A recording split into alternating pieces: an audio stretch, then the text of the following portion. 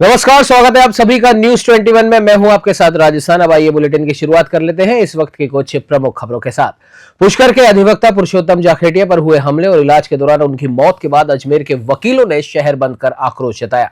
रविवार को प्रशासन और अधिवक्ताओं के बीच समझौता हुआ, जिसके बाद धरना प्रदर्शन समाप्त किया गया।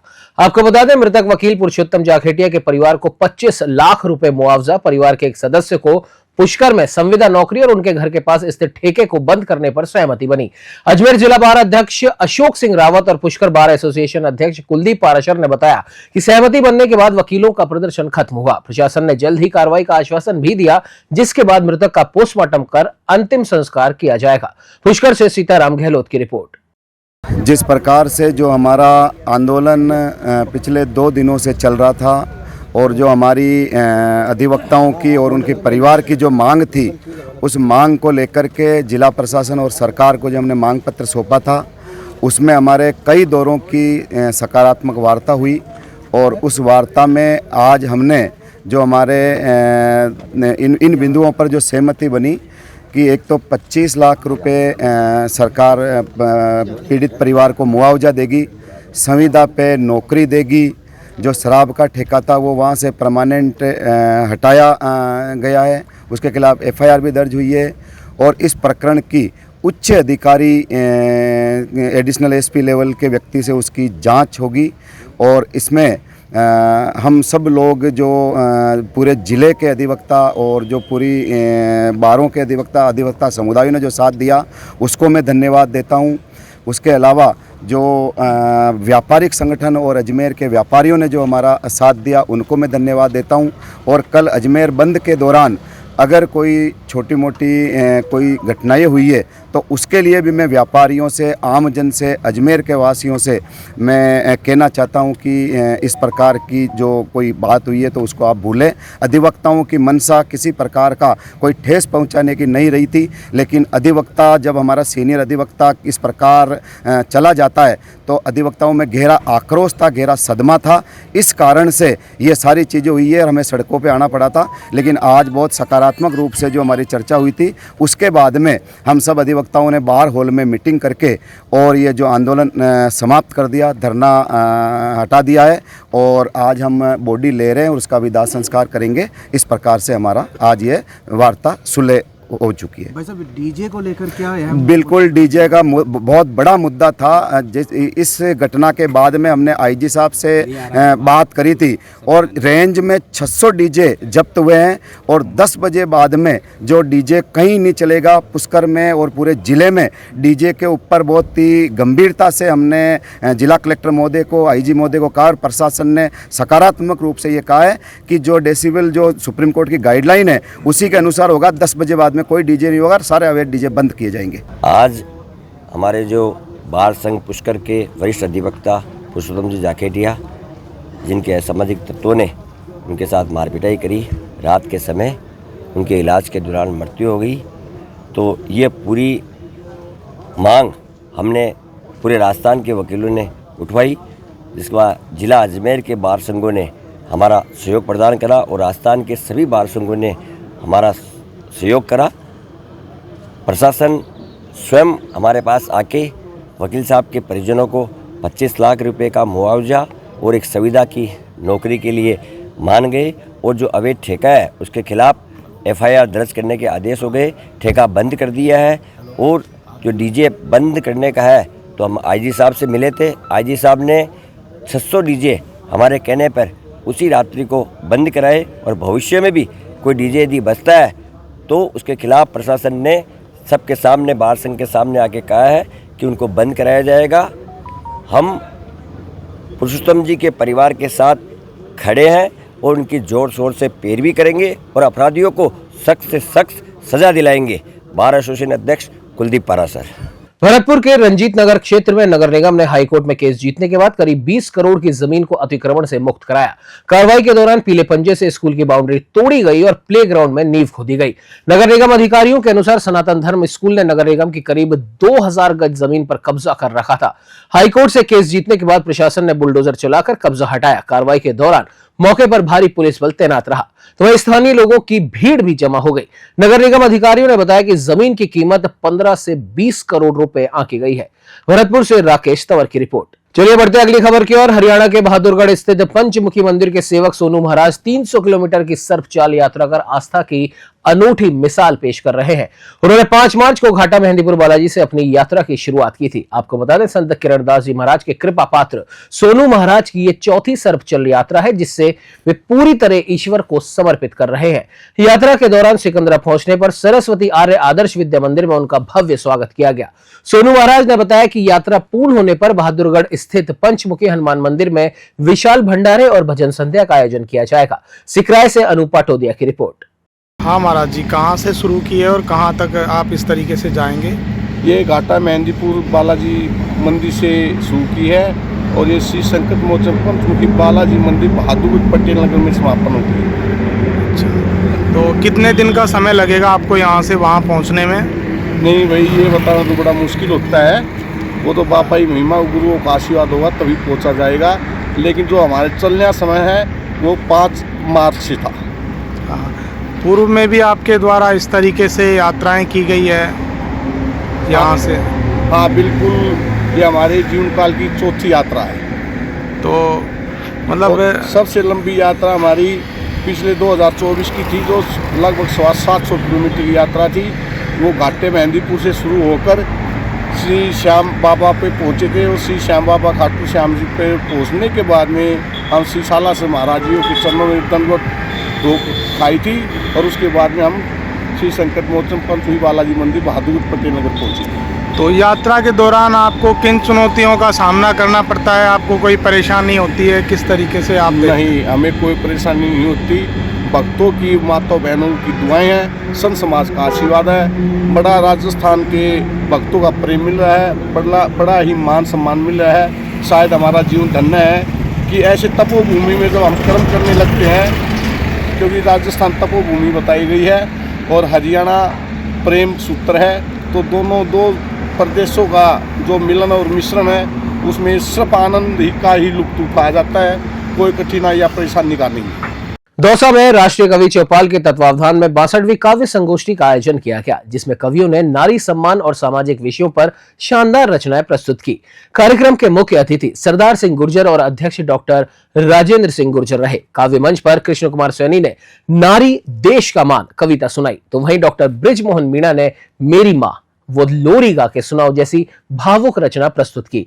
हास्य और व्यंग में गोपाल टेलर व अशोक खेड़ला की प्रस्तुति सराही गई। महिलाओं को समर्पित इस काव्य गोष्ठी में कवि वंदना जॉन, बुद्धि प्रकाश महावर, नरेंद्र शर्मा समेत कई रचनाकारों ने अपनी भावनाएं व्यक्त की। मंच संचालन राम बाबू राजस्थानी ने किया। दौसा से अश्वनी जांगड़ की रिपोर्ट। बसवा नगर पालिका क्षेत्र में शिव मंदिर के पास गंदगी और कचरे का ढेर जमा होने से लोगों को भारी परेशानी का सामना करना पड़ रहा है, लेकिन प्रशासन इस ओर ध्यान नहीं दे रहा। शहर के शिव मंदिर के पास लंबे समय से कचरा जमा हो रहा है, जिससे इलाके में दुर्गंध फैल रही है और मच्छरों का प्रकोप भी लगातार बढ़ता जा रहा है। स्थानीय लोगों का कहना है कि नगर पालिका प्रशासन को कई बार शिकायत दी गई, लेकिन कोई कार्रवाई नहीं हुई। नालियों में कचरा जमा होने से जलभराव और बीमारियों की आशंका बढ़ गई है। लोगों ने जल्द से जल्द सफाई अभियान चलाने की मांग की है, ताकि गंदगी से राहत मिल सके। दौसा डिवीजन हेड गुमान मीणा की रिपोर्ट। बांसवाड़ा आज एक ऐतिहासिक क्षण का गवाह बना, जहां एक चर्च को मंदिर का रूप दिया गया। आपको बता दें कि भैरव जी की प्रतिमा भव्य शोभा यात्रा के साथ मंदिर तक लाई गई। श्रद्धालुओं ने भजन कीर्तन करते हुए सनातन संस्कृति का जय घोष किया। प्रतिमा स्थापना से पहले विधि विधान से पूजा अर्चना की गई। इस मौके पर हिंदू संगठनों और बजरंग दल के कार्यकर्ताओं की भी उपस्थिति रही। किसी भी अप्रिय घटना को रोकने के लिए पुलिस ने कड़ा बंदोबस्त किया हुआ था। बांसवाड़ा से प्रमोद कलाल की रिपोर्ट। खेड़ली में श्री ब्राह्मण समाज द्वारा होली मिलन समारोह का आयोजन किया गया। गणमान्य लोगों की उपस्थिति में रंग गुलाल उड़ाए गए और ठंडाई का प्रसाद वितरण किया गया। आपको बता दें, समाज के विकास के लिए दान दक्षिणा भी की गई। परशुराम वाटिका खेड़ली में ब्राह्मण समाज ने धूमधाम से होली मिलन समारोह मनाया। अध्यक्ष कमलेश अवस्थी और मंत्री दीपेश बाबू के नेतृत्व में समाज के लोग रंग गुलाल से सराबोर हुए। इस मौके पर संत महंतों के साथ ही प्रशासनिक अधिकारी और कई गणमान्य लोग भी शामिल हुए। कार्यक्रम में महेश चंद पटेल, बहुतू कला देवी, थाना अधिकारी संजय शर्मा और हेमंत शर्मा ने ब्राह्मण समाज के लिए 11,11 हजार रुपए की सहयोग राशि दी।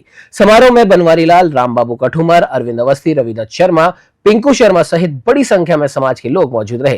खेड़ली से इकलेश शर्मा की रिपोर्ट।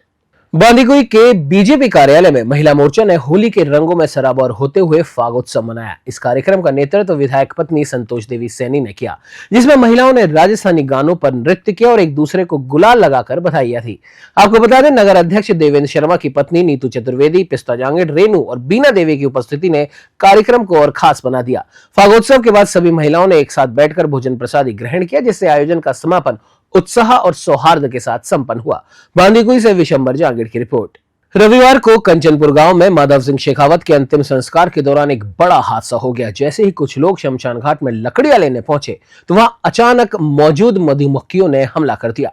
आपको बता दें, मधुमक्खियों के हमले से शमशान घाट में भगदड़ मच गई। कई लोग घायल हो गए, जबकि कुछ चारदीवारी फांद कर भागने में असफल रहे। उन्होंने मधुमक्खियों द्वारा काटा गया। ग्रामीणों ने घायलों को श्रीमाधोपुर के निजी अस्पताल में भर्ती कराया, जहां कई लोगों का इलाज जारी है। हमले के चलते शव को भी छोड़ना पड़ा और करीब 3 घंटे बाद कुछ लोगों ने हेलमेट व कपड़ों से खुद को ढककर अंतिम संस्कार पूरा किया। घायल अब खतरे से बाहर बताए जा रहे हैं। श्रीमाधोपुर से रविकांत अग्रवाल की रिपोर्ट। क्या हुआ सर? जैसे हम लोग वहाँ पर आरती लेके गए और जैसे वहाँ पर रखा, एकदम मक्खी आई और 4 लोगों को घेर लिया। हर आदमी अपनी जान छुटाई के भागने की कोशिश कर रहा था, फिर भी काफ़ी आदमी को खाई है। अभी आदमियों की स्थिति? अभी आदमी की 10-12 आदमी की हालत ज़्यादा खराब है और 15-20 आदमी का उपचार भी चल रहा है और गाँव में भी लोगों ने इंजेक्शन लगाए काफ़ी। तारानगर के चंगोई में खाला गांव में ग्रामीणों व भामाशाहों के सहयोग से डफ फागोत्सव का आयोजन किया गया। कार्यक्रम का उद्घाटन भाजपा नेता रांगेश जांगिड़ ने फीता काटकर और डफ बजाकर किया। इस मौके पर पूर्व नेता प्रतिपक्ष राजेंद्र सिंह राठौड़ ने भी दूरभाष के माध्यम से ग्रामीणों को होली पर्व की शुभकामनाएं दी। राकेश जांगिड़ ने अपने संबोधन में कहा कि ग्रामीणों द्वारा संस्कृति को जीवंत बनाए रखने का यह प्रयास काफी सराहनीय है। कार्यक्रम में सरपंच प्रतिनिधि सुमेर सिंह सोनगरा, बजरंग सिंह राजवी, भादर सिंह रेपसवाल, माणक सैनी, पंकज जांगिड़, साबिर हुसैन सहित कई संख्या में ग्रामीणों की उपस्थिति रही। तारानगर से बुधराम वर्मा की रिपोर्ट। बाड़ी माता तीर्थधाम में भक्तिभाव से सराबोर फागोत्सव और 56 भोग कार्यक्रम का आयोजन किया गया। दोपहर करीब 12:30 बजे विशेष पूजा अर्चना के साथ कार्यक्रम की शुरुआत हुई। चित्तौड़गढ़ के प्रसिद्ध भजन गायक युवराज वैष्णव ने अपनी संगीतमय प्रस्तुति से श्रद्धालुओं को मंत्रमुग्ध कर दिया। फागोत्सव के दौरान श्रद्धालुओं ने गुलाल और फूलों की होली खेली, जिससे पूरा वातावरण भक्तिमय हो गया। माता के जयकारों के बीच श्रद्धालुओं ने एक दूसरे को प्रेम पूर्वक रंग गुलाल लगाया। आयोजन के अंत में 56 भोग प्रसादी वितरित की गई, जिसमें श्रद्धालुओं ने श्रद्धाभाव से प्रसाद ग्रहण किया। श्री विजयनगर से गौरव व्यास की रिपोर्ट। विजयनगर से गौरव व्यास। आज हम बात करें एक ऐसी मंदिर, चमत्कारिक मंदिर की, जहां देवी माँ देती है साक्षात हर सवाल का जवाब। विजयनगर के समीप बाड़ी माता, जो देवी आस्था का अनूठा केंद्र है, यहाँ फूल पाती के जरिए माता अपने हर भक्त की मुराद पूरी करती है। बाड़ी माता मंदिर की विशेषता ये है कि यहाँ फूल पाती के जरिए अपने सवालों को माता की मूर्ति तक पहुँचाया जाता है और चमत्कार ऐसा होता है कि माता की मूर्ति पर लगे सिंदूर के अंश से अपने को जवाब मिल जाता है। आज हम इसी मंदिर में फाग उत्सव का कार्यक्रम हो रहा है, तो हम यहाँ की जो मुख्य सेविका है कृष्णा दीदी, उनसे जानते हैं इस मंदिर की कुछ विशेष बातें। जय माता दी। माँ भगवती बाड़ी माता के यहाँ धूमधाम से फागोत्सव का कार्यक्रम और 56 भोग का कार्यक्रम बहुत आनंद के साथ चल रहा है। दूर दराज से आने वाले और जो भी माँ बाड़ी माता के से जुड़े हुए हैं और जिन्होंने अब तक माँ भगवती बाड़ी माता के दर्शन नहीं किए हैं, उन सभी भक्तों के निवेदन है कि माँ बाड़ी माता का मंदिर विजयनगर, ब्यावर जिले, राजस्थान में है। माँ हर भक्तों की मनोकामना अपने पाती के माध्यम से प्रश्नोत्तर देकर करती है। आने वाले सभी भक्तों की मनोकामनाएं श्रद्धा और विश्वास के आधार पर पूरी होती है। हम सभी भक्तों का सादर प्रणाम करते हैं। जय बाड़ी माता। नगर पालिका अध्यक्ष गौतम टाक ने एक प्रेस वार्ता में विधायक लक्ष्मण राम द्वारा विधानसभा में लगाए गए भ्रष्टाचार के आरोपों को सरासर निराधार बताया। उन्होंने कहा कि नगर पालिका में हुए भ्रष्टाचार को लेकर उन्होंने प्रधानमंत्री, मुख्यमंत्री, सांसद, विधायक, एसीबी सहित अन्य उच्च अधिकारियों को 200 से अधिक पत्र लिखे, लेकिन अभी तक कोई कार्रवाई नहीं हुई।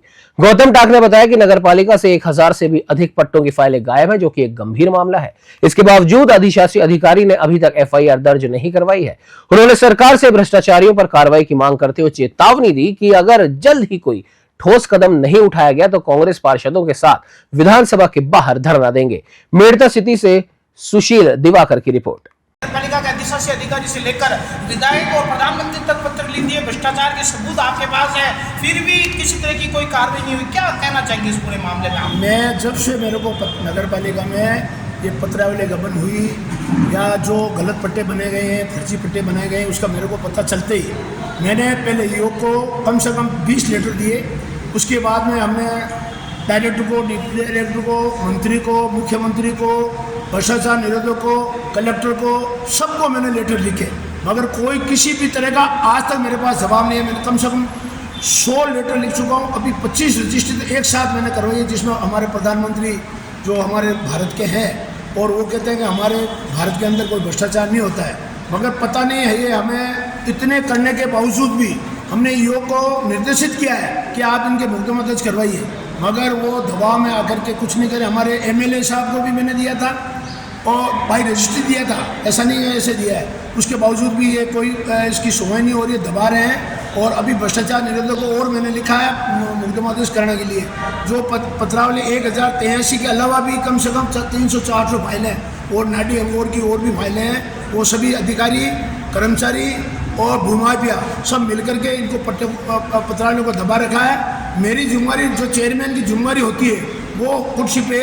जो फाइलें आती है, जो देखते हैं, बताई जाती है। अब वो किन घोटाले किए हैं, वो सरकार की जिम्मेवारी है, भ्रष्टाचार निरोधक की जिम्मेवारी है, कलेक्टर साहब की जिम्मेवारी है कि इनके पूरी कार्रवाई करके उनके मुकदमा खिलाफ दर्ज कराया जाए। मुनेवा गांव में भेड़पाला कानाराम देवासी की 3 दर्जन भेड़ों की अचानक मौत से इलाके में हड़कंप मच गया। घटना की जानकारी मिलते ही प्रशासन और पशु चिकित्सकों की टीम मौके पर पहुंची और जांच में जुट गई।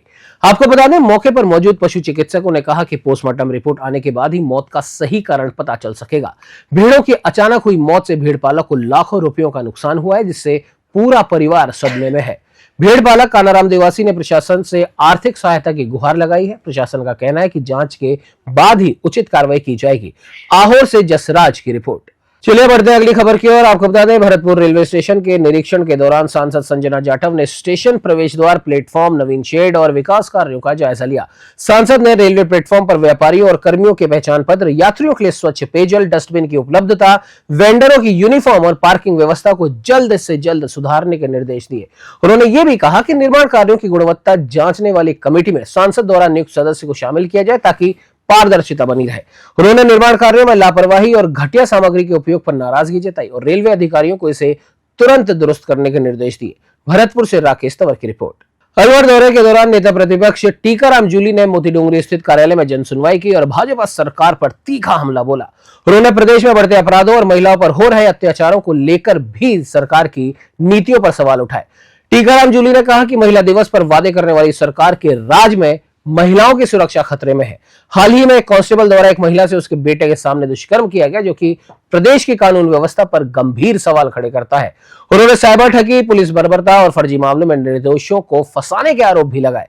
जूली ने कहा कि एक मासूम बच्ची की हत्या भी पुलिसकर्मियों द्वारा कर दी गई, लेकिन सरकार चुप्पी साधे बैठी है। उन्होंने इन मामलों में त्वरित कार्रवाई की मांग की है। अलवर से रूपेश शर्मा की रिपोर्ट। देखिए, पानी का मुद्दा पूरे राजस्थान के लिए गंभीर विषय है, क्योंकि हमारा भूभाग 10% है, पानी 1% है राजस्थान के अंदर पूरे देश का। इस दिशा में भी देखा जाए और हमने काफ़ी प्रयास किए यहाँ, चाहे रूपारेल नदी, नटनी का बारा पे काम करने की बात हो, जयसमंद की बात हो, ERCP की बात हो। आज ये लोग बातें तो बहुत बड़ी बड़ी कर रहे हैं, लेकिन धरातल पे कोई लेना देना नहीं है। JJM की बात कर रहे थे, भ्रष्टाचार। आपने 1.5 साल के अंदर कहाँ आपको भ्रष्टाचार नज़र आया? आपने कोई जांच की? तो सिर्फ कहने से कुछ नहीं होगा, करके दिखाना होगा। तो इन लोगों के अंदर इच्छा शक्ति नहीं है। लगातार 20 वर्षों से यहाँ 4 बार से बीजेपी का विधायक है, बीजेपी का सांसद है, मंत्री हैं। मैं समझता हूँ उनके भागीरथ प्रयास होने चाहिए और पूरे अलवर ज़िले के अंदर पानी की व्यवस्था का समाधान इनको करना चाहिए। अगर लगातार बात करें, गो तस्करी जो घटनाएं लगातार बनी हुई हैं, लेकिन सांसद कहते हैं कि बात करेंगे, कहाँ तक बात होती है उनकी समझ में नहीं आती। आप उनसे पूछना किससे करेंगे, किससे करेंगे? अब प्रजातंत्र के अंदर आपको ताकत मिली है, आप भारत सरकार में मंत्री है, यहाँ राजस्थान सरकार में मंत्री हैं, दोनों जो हमारे जनप्रतिनिधि उनको अच्छा मौका मिला है। एक जैसे डिपार्टमेंट है, काफ़ी काम हो सकता है। वन और पर्यावरण को लेकर हो सकता है। भिवाड़ी पोल्यूटेड शहरों के अंदर टॉप पे बना हुआ है। अलवर के अंदर पोल्यूशन की हालत क्या है, सरिस्का में किस प्रकार से आप अच्छा कर सकते हो, उस और मैं समझता हूँ कोई प्लानिंग ही नहीं है जो आप लोगों को काम करना चाहिए। गौ तस्करी जैसी गतिविधियाँ हो रही हैं, दलितों पर अत्याचार हो रहे हैं, माइनॉरिटी पर अत्याचार हो रहे हैं, साइबर ठगी के नाम पे आम जनता को परेशान किया जा रहा है। ये सारी जो बातें हैं ये सब लोग देख रहे हैं, इस पे सरकार का कोई ध्यान नहीं है। आए दिन चोरी हो रही है, आए दिन चोरी हो रही है, व्यापारी परेशान है, बाइकें चोरी हो रही हैं, कौन ध्यान दे रहा है?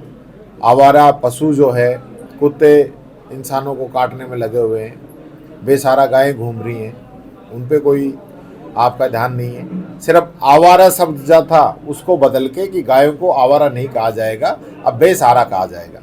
ठीक, हम तो बेसहारा कह देंगे, लेकिन उसका फ़ायदा आप क्या कर रहे हैं? आप उसके लिए स्कीम क्या लेके आ रहे हैं? आपका ध्यान किस ओर है? आज जो पूरा शहर कितने लंबे समय तक सड़ता रहा, तो मैं धन्यवाद देना चाहूँगा हमारी कलेक्टर साहिबा को, जिनके आने के बाद में उन्होंने एक्शन प्लान इसका तैयार किया और लगातार मॉनिटरिंग की।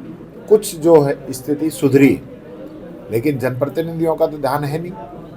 आज जिस प्रकार से नगर निगम जो हमारा बना, हमारी सरकार ने बनाया, उस चीज़ का फ़ायदा मिलता, वो फ़ायदा नहीं मिल रहा। आज उसमें प्लानिंग चल रही, किस गांव को जोड़ा जाए, किसको काटा जाए, किसके वोट घटाए जाए। मेरे कोई कह रहा था कि भूगोर को जोड़ रहे हैं, रूपबास को नहीं जोड़ रहे, जबकि भूगोर का रास्ता रूपबास में होके ही जाता है। तो आप इस प्रकार का जो काम कर रहे हो, पिक एंड चूज की जो नीति बना रहे हो, ये कामयाब होने वाली नहीं है। सत्ता के अंदर आप लोग बैठे हो तो आपकी जिम्मेदारी है, आप बाबा साहब अम्बेडकर का बनाया हुआ संविधान उसकी पालना कराएं, लोकतंत्र को मजबूत करें, लोकतंत्र की हत्या नहीं करें। ये आपकी पहली प्राथमिकता होनी चाहिए, आपकी जवाबदेही होनी चाहिए, आपकी जिम्मेदारी होनी चाहिए। आपको जिस जनता ने एक मैंडेट देके आज शासन के अंदर बैठाया है, तो फिर आप शासन के अंदर बैठ के इस प्रकार के निर्णय करेंगे। आज किस प्रकार से पूरे पंचायतों के परिसीमन में जिस प्रकार से घालमेल किया जा रहा है कि इनके लोग जीत के आ जाए, इनके लोग किन्हीं के वोट काट दो, किन्हीं के जोड़ दो, किन्हीं के हटा दो, इस प्रकार के गाँवों के साथ अन्याय कर रहे हैं। गाँव जुड़ना नहीं चाहते, उनको जोड़ रहे हैं। इस प्रकार से थोड़ी ना होता है जिस प्रकार से आप लोग कर रहे हो। हमारे राजस्थान में आज के लिए बस इतना ही। आप बने रहिए हमारे साथ और देखते रहिए News 21। नमस्कार।